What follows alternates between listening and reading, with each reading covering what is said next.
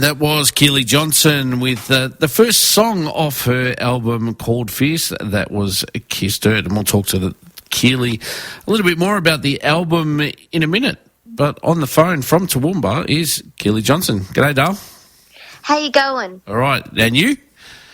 I'm really well. Must be excited. I am really excited, yeah. Coming on to My Country Australia with me? Oh, absolutely. That's no big deal, Dale. Don't worry about it. I'm only joking. All right. Now, Keely Johnson. Who is Keely Johnson? Tell us a little bit more about Keely Johnson.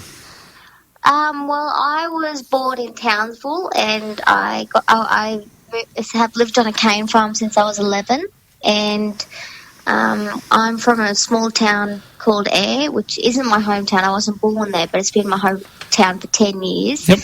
And it's up near Townsville, just an hour and a half outside of it. And basically I have my mum and dad and my sister as my family, and started country music in 2003 when I was 5. I started singing and found my love in country music in 2011. So, country music's always been in our family's blood. We've all loved country music from, back to my grandparents. Yep. I found that I could sing when I was 5 because I hated playing piano, so I chose singing instead. I don't think anyone likes playing piano, Dale. All right, now you've I'm just reading your bio here, and you've slowly moved slowly moved her way up through the ranks of country music. You've sung with people like Lee Kernaghan, Jade Holland, Adam Harvey, Amber Lawrence, and Lee Kernaghan is one of your mentors. How was that going? That's gone really well. So basically in 2015 he said to me, Keely, you should go to the Junior Academy of Country Music. Yep. And he said, I'd like to mentor you through your career. And, of course, you wouldn't say no to that. No, you wouldn't. Unless you were insane. And basically he's looked after me ever since then and helped me with every track on my new album, Fierce, and helped me, through the whole career. And I've got to perform with him every Tamworth that I've been there, and yeah, he's just absolutely phenomenal. Now you've actually got another mentor, Keely Johnson. I have, yeah.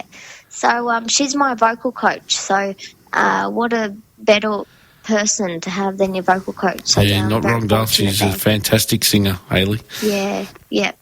All right, now your first album is out. It's your debut album, and it's called Fierce. Yep. Give us a bit of a rundown on how that happened. So I went over to Nashville in 2017 to work with do a vocal, or I don't know if they call it a camp or session or what you call it. I did 55 sessions in 5 weeks. Yep. To try and develop my voice better, and I got to write a whole heap of songs over there, and then I met my producer, Chris Pelser, who's living over there and from Australia. And basically I thought, this would be cool to do a single here. And Lee said, no, you're better off doing an album than an EP because you make more money that way. And so slowly, with my parents' help, saved up to record Fierce. And Fierce, the title track, was written with a barmaid. And we were, my singing teacher met her in a diner and asked her if she'd like to write with me, and turned out to be the best song that could, name the album. So, yeah, It was really an amazing process, and just started writing again to work on number 2. Well, okay. So wouldn't expect that out till the end of next year, probably? Yeah. All right, now you've just done a tour of Queensland. Yeah. And you're about to head off on tour to New South Wales. Yeah. With a few friends. Yeah, so Zoe Mills and Leon Milner, they come out the country music ranks really well too. Zoe Mills is country alternative, so she has her own EP called, self-titled EP called Zoe Mills. and she has a brand new single out called Gypsy Girl, which is just absolutely beautiful. And then Leon Milner's album or EP is still coming out. He's still working on his. And basically we're going around New South Wales this time, and both amazing. I'm country rock, and Leon, he fits into anything really. He can do Slim Dusty all the way through to Queen, so he just does what's the latest thing at the moment. And or what gets the crowd going.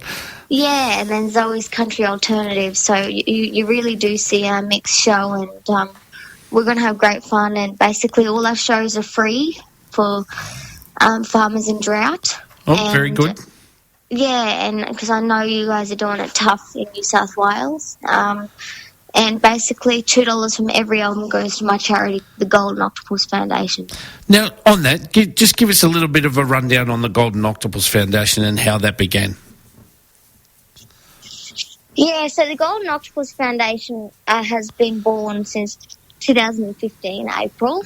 And it's the 8 Arms of Childhood Cancer, where we put rural nurses in the regional areas to help the kids that have to go to Sydney or Brisbane and try and keep them at home more. So basically we're like the Breast Cancer Foundation, the McGrath Foundation, except with the kids.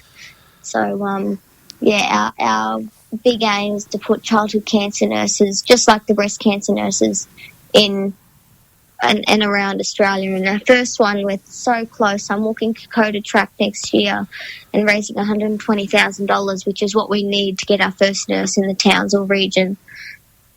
Awesome. So if somebody wants to donate to the Golden Octopus Foundation, how do they do that? They can they can jump on our website, but our website's currently under construction again, which is the worst time to be under construction because of September. Yep. But it will be up and running very soon. You can jump on our Facebook page, and we can give you our bank details, and you can deposit it straight in there, or I'll be setting up tomorrow a GoFundMe page for me walking Kokoda Track. Awesome. Now, you've move away from that. We'll get back onto the music. You've performed in Nashville, in some of the biggest venues over in Nashville, the Bluebird Cafe, the Ryman and Tootsie's. Yep. Must have been a big thrill.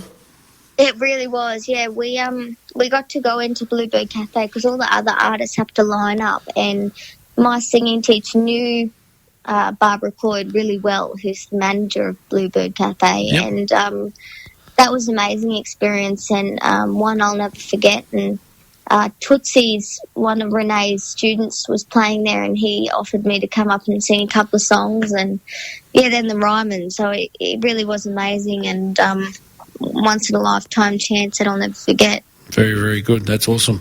Now, your latest single out, which is, I've got it teed up here. Tag You're It. Tag You're It, there you go. Yep. Give us what's that about? So Tag You're It, basically was written for all the single ladies out there. Oh, there you go. And, and it's for anyone. But it's about, going out on Friday night and finding your Mr. Right and all that sort of stuff. So it's a really fun song, and I think it fits more into country pop than it does to country rock. So, yep. Yeah. All right, now before I let you go, because we are running short of time, how do people get hold of Keely Johnson's music? So I will be coming around Australia very, very slowly. But if you're in New South Wales, you can come and see one of our shows, and all our venues are up on my Facebook page, Keely Johnson Music, or you can jump on my website, www.keelyjohnson.gold, and see all our venues, or you can jump on my website and get a hard copy as well as the Facebook shop, and I'll sign it and send it out to you. Very, very good. That's awesome. All right, Dale, well, look, thank you very much for joining me tonight on My Country Australia. It's been a pleasure. It's the first time I've got to speak to you. Oh, thank you so much for having me. That's all right. And we're going to play your latest single now. This is called Tag You're It. It's Keely Johnson.